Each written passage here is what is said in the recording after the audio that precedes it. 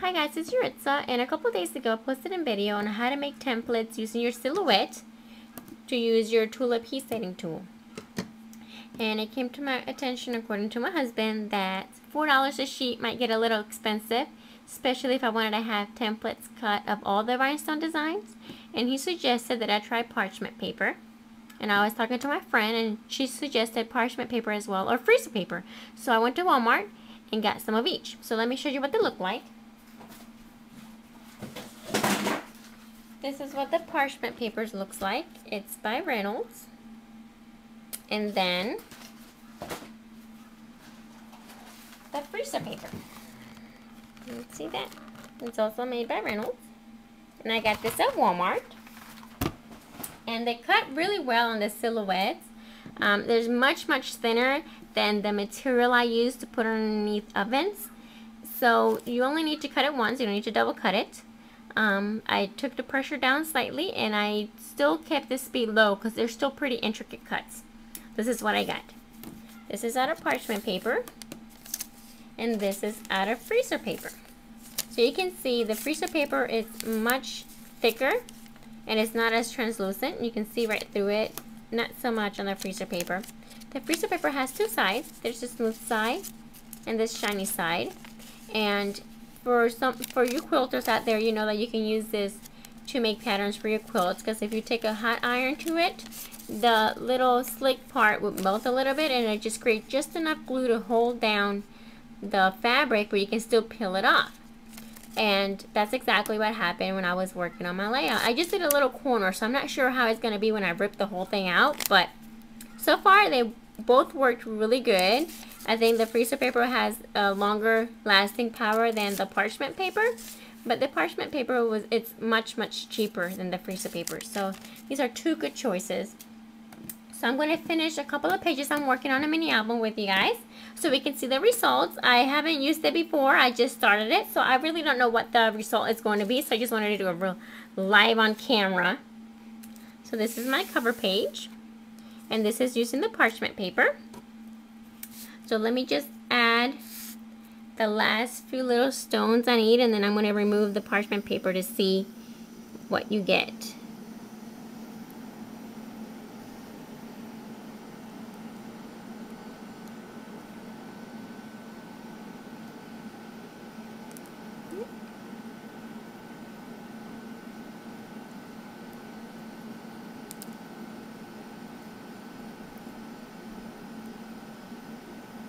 And then I used a little bit of the blue painter's tape at the bottom just to help hold the parchment paper in place, because it wanted to fold and turn on itself when I was working.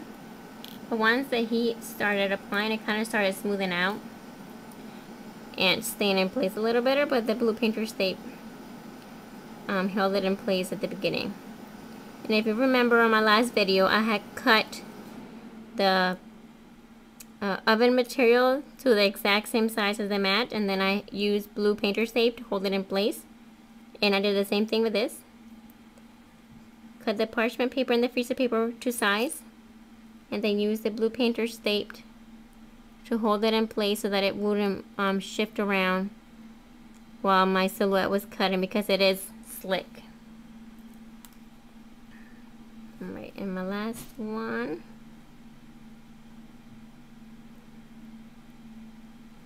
Okay. Now let my tool heat for a minute.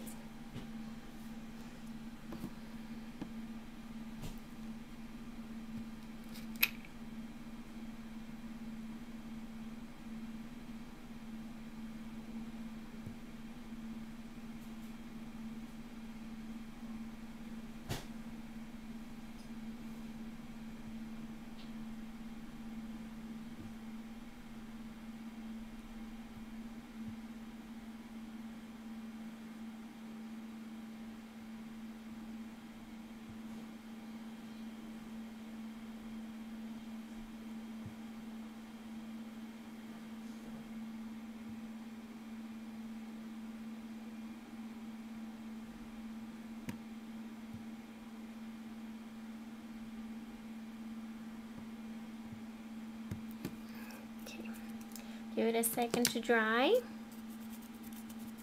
Let's make sure they're all attached. Alright, so I'm going to remove the painter's tape first. And then let's see how this does.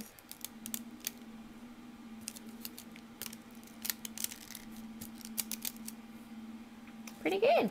And the template's still intact, so I can use this again on another layout. Not bad. Alright, so that's what it looks like. Very pretty. Alright, now let's do the freezer paper. The same thing, I've done most of the design already. This is a corner flourish, and I'm going to finish just a little bit on that last bit of the swirl right there.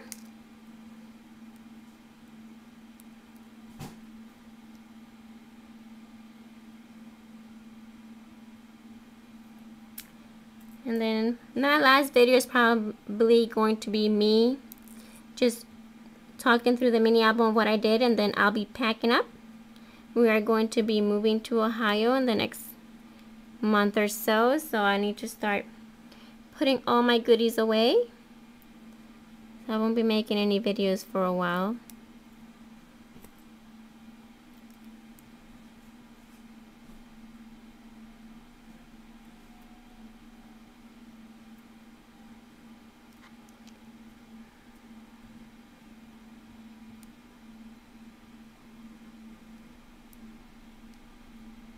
These little gems are so hard to work with. I have just the hardest time putting them where they belong. Probably because I have band-aids. I was making my son his food, and I like to make it homemade.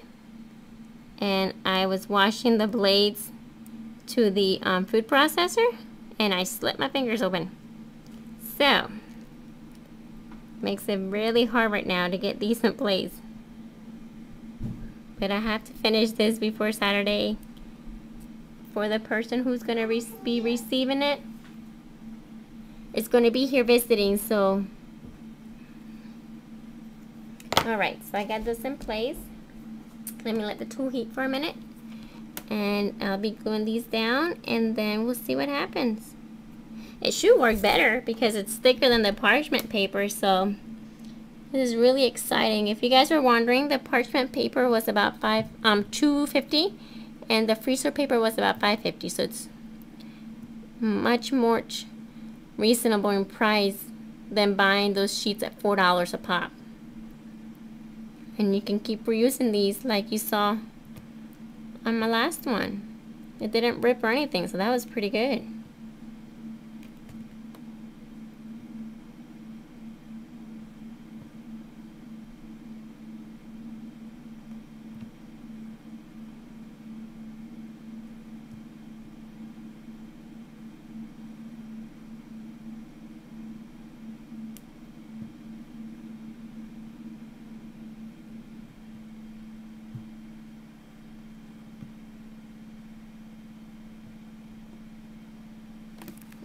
Oh, I missed one. I knew I missed one.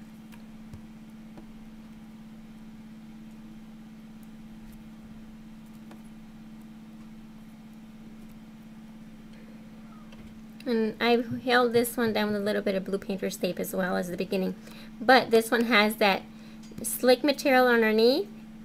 And I've been noticing that when I apply heat to some of the stones, the paper has been sticking to the layout. So hopefully it won't rip it. So let me give it a second to dry. Okay, and forgot one more.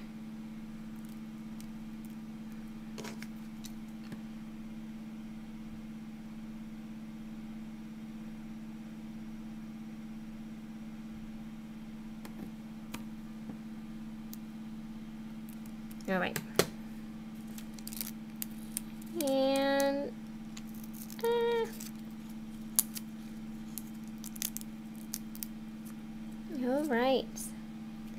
all right, not bad, and it's still intact, so I can use this again.